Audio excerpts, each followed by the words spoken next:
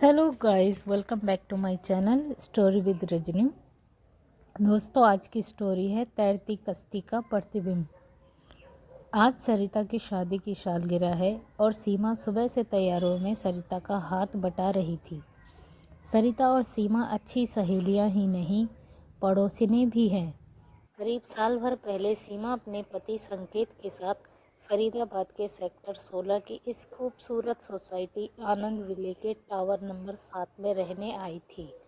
सुबह दूध के पैकेट अपने दरवाजे से उठाते समय पहली बार उसका सरिता से सामना हुआ था। सरिता उसी टावर में सीमा के सामने वाले अपार्टमेंट में रहती थी। एक मीठी सी मुस्कान का आदान प्रदान और धीरे से गुड मॉर्निंग, यही थी उनकी पहली मुलाकात का ये नन्हा सा बीज जल्द ही एक मजबूत दरख्त बन गया। दोनों ही उम्र के 30वें दशक में थी और दोनों के पति कॉरपोरेट वर्ल्ड में काम करते थे, लेकिन दोनों का स्वभाव एक दूसरे से पूर्णतः विपरीत। जहाँ सरिता सरल, शांत और गंभीर व्यक्तित्व की स्वामिनी है, वहीं सीमा चुलबुली, चंचल और हर वक्त हंसने हंसाने वाली नटखट सी लड़की। विविधता में एकता जैसी उनकी यह दोस्ती दिनों दिन गहराती जा रही थी। इन दोनों महिलाओं के दिल की भांति इनके अपार्टमेंट भी जैसे नज़दीक आकर एक घर जैसे बन गए थे।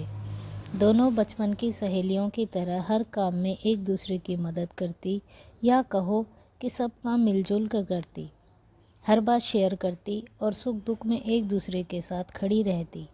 सरिता ने अपनी शादी की सालगिरह के मौके पर बिल्डिंग के पीछे बने बड़े से लॉन में अपने परिवारजनों और कुछ खास दोस्तों के लिए एक छोटी सी पार्टी का आयोजन किया था। उसका कहना था कि होटल में पार्टी देने से पार्टी में पर्सनल टच नहीं रहता, सब कुछ एक फिल्म के सेट जैसा लगता है और आप अपनी ही पार्टी में मेहमान जैसा महसूस करने लगते हैं। इसीलिए वह घर में दी जाने वाली पार्टियां ज़्यादा एंजॉय करती है।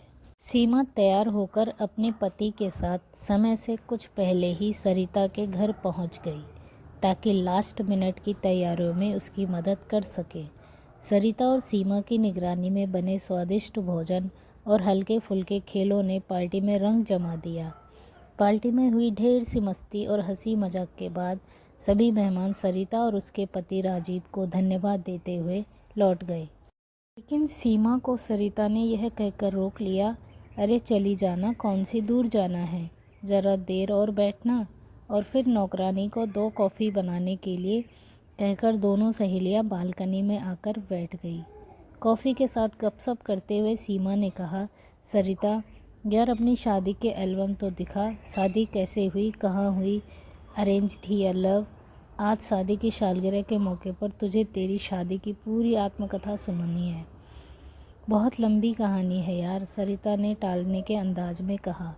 मुझे भी कहा जल्दी है, आज की पूरी शाम यूं भी तेरे नाम थी, अब रात भी सही।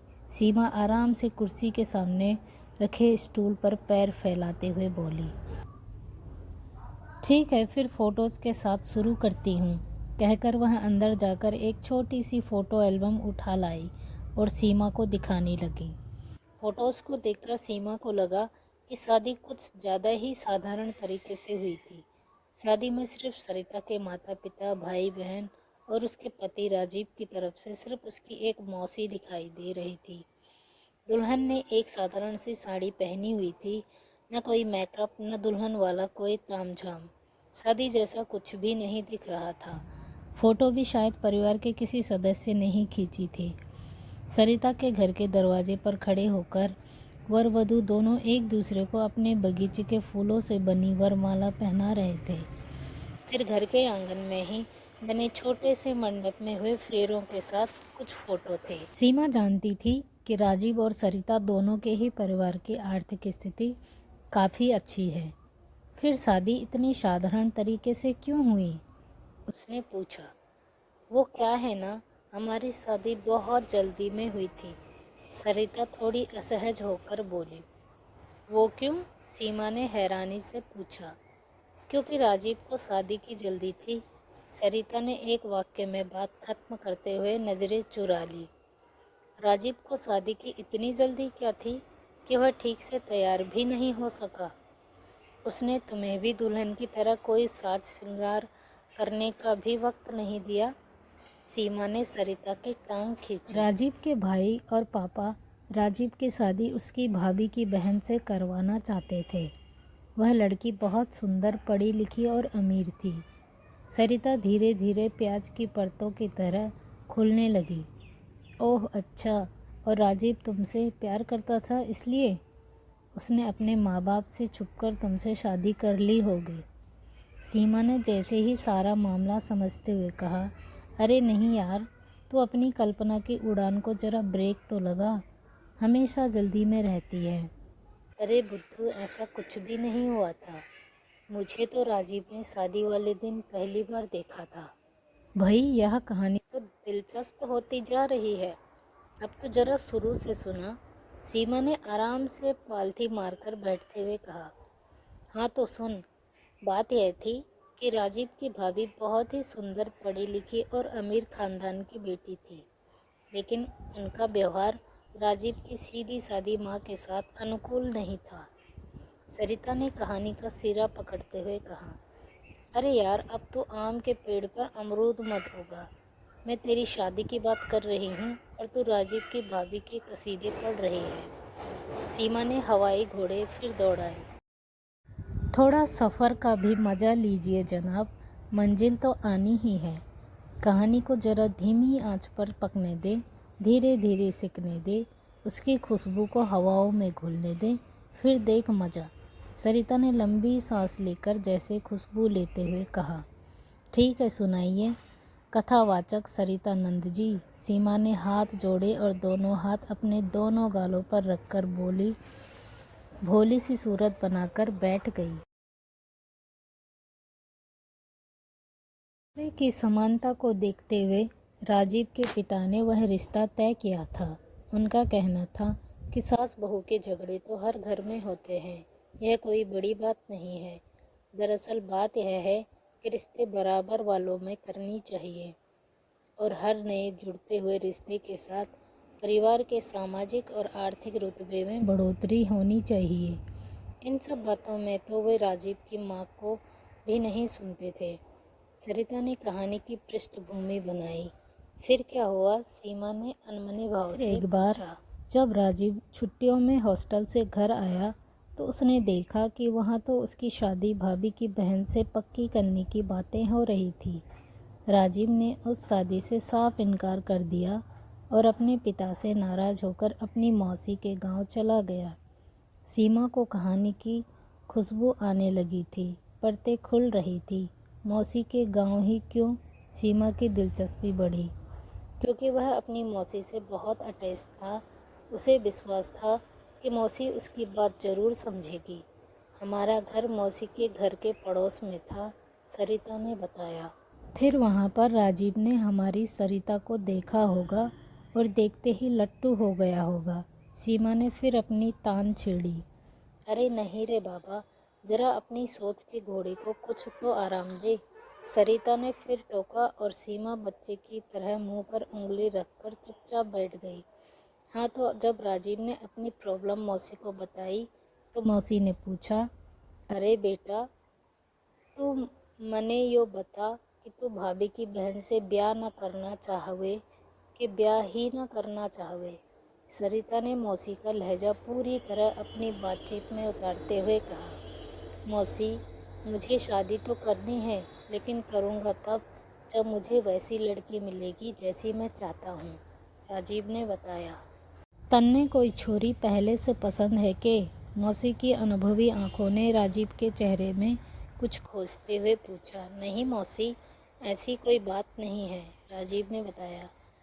फिर ठीक है, अब तो मने ये बता कि तू कैसी छोरी चाहवे है, मौसी ने पूछा। मौसी, मुझे भाभी जैसी लड़की तो बिल्कुल नहीं चाहिए, कहकर वे सब कड़वी यादें उसके सामने चलचित्र सी लगने लगी, जो उसकी इस सोच का आधार थी। उसके चेहरे पर एक दर्द उभर आया और उसकी माँ का असहाय सा चेहरा उसकी आंखों के सामने खड़ा हुआ। बात राजीव के भाई की शादी के समय की थी, जब उसकी नई नवेली कॉन्वेंट में पढ़ी लिखी भाभी अपनी शादी के अगले दिन स्किन टाइट जीन्स टॉप में आईने के सामने बैठी अपने बाल संवार रही थी। तभी माँ ने आकर कहा, बहू, मोहल्ले की औरतें मुंह दिखाई के लिए आई है।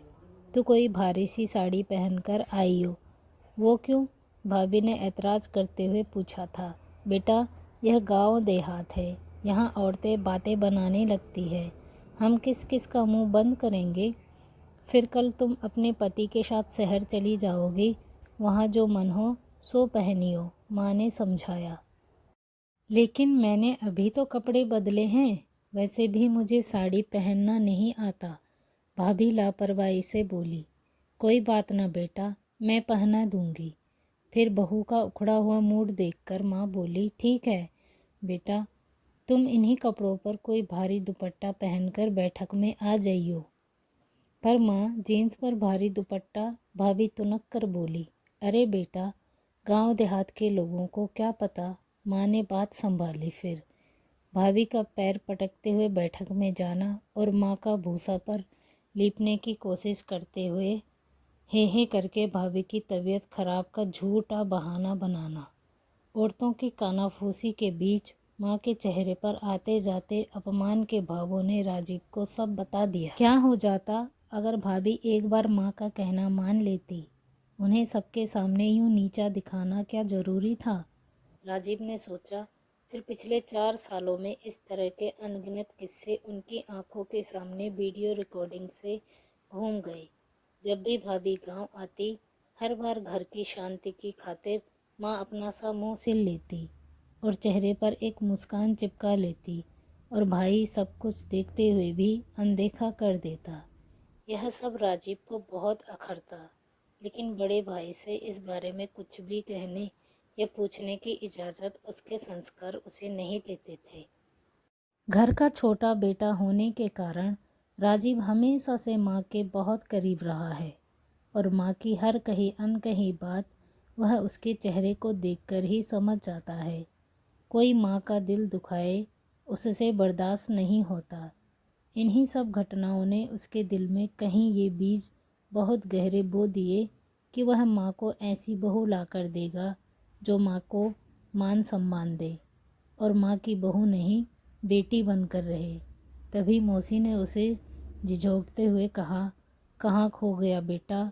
कहीं नहीं मौसी। हाँ, क्या पूछ रही थी आप? राजीव जैसे नींद से जागा। मैं पूछू थे के कैसी छोरी नहीं चाहिए? यो मत बता, यो बता कैसी छोरी चाहिए? मौसी ने एक एक शब्द पर जोर देते हुए कहा। मुझे तो बस सीधी सादी और भोली भाली लड़की चाहिए। वह चाहे ज़्यादा पढ़ी लिखी ना हो, चाहे उसे दुनियादारी की ज़्यादा समझ भी ना हो, लेकिन मेरी माँ को अपनी माँ समझकर उसे आदर मान दे। भाभी का माँ के साथ व्यवहार मुझे बहुत दुख देता है, और मैं यह कहानी दोहराना नहीं चाहता। राजीव ने अपना दिल खोलकर मौसी के सामने रख दिया। तो क्या तो उस छोरी के माँ बाप ने अपने माँ पिता जी जैसा मान सम्मान दे पावेगा? मौसी ने राजीव को आईना दिखाया। मैं वादा तो नहीं कर सकता मौसी, लेकिन उसके परिवार को अपनाने की दिल से कोशिश करूँगा, और इसी कोशिश की उम्मीद उससे भी करूँगा, राजीव ने कहा। लेकिन तू तो आईआईटी में पढ़े है, तो फिर कम पढ़ी लिखी छोरी से कैसे निभावेगा? मौसी ने अपनी आशंका के बहाने उसका मन टटोला। मेरी माँ भी तो कम पढ़ी लिखी है मौसी। भला प्यार की भाषा को जानने समझने के लिए कितनी डिग्रियों की ज़रूरत होती है? उसके लिए तो 2.5 अक्षर ही काफ़ी होते हैं। राजीव की आंखों में सच्चाई झलक रही थी। छोरी अगर गांव की हो तो? मौसी हौले से बोली। ये शब्द जैसे मौसी के मुंह से अनजाने में ही निकल गए, और मौसी की आंखों के सामने सरिता की मनमोहनी छवि डोलने लगी। सरिता मौसी के पड़ोसी की बेटी जरूर थी, लेकिन वह मौसी के आंगन में ही खेलकर बड़ी हुई थी। उसका मौसी से लगाव अपनी माँ से कम नहीं था। वह अभी 17 साल की थी और 12वीं में पढ़ती थी, लेकिन घर गृहस्थी के छोटे मोटे कामों के साथ साथ मौसी को रामायण पढ़कर सुनाना उनके बालों में तेल लगाना उसके पसंदीदा कामों में से एक था। उसका सांवला सलोना रूप और भोली सी मुस्कान उसे दूसरों से भिन्न बनाती थी। बुजुर्गों का मान सम्मान करना तो मौसी ने उसे घुट्टी में पिलाया था। और ऐसे ही अचानक से सरिता और राजीव की शादी सिंपल और सरल तरीके से हो जाती है। सीमा को राजीव और सरिता की स्टोरी बहुत पसंद आती है और खुश हो जाती है। कहती है, अरे यार, तेरी शादी किसी फिल्मी स्टोरी से कम नहीं है। आई होप कि दोस्तों आपको स्टोरी बहुत पसंद आई होगी और नेक्स्ट स्टोरी सुनने के लिए चैनल को ज़रूर सब्सक्राइब कीजिए। मिलते हैं अगली स्टोरी में, तब तक के लिए बाय।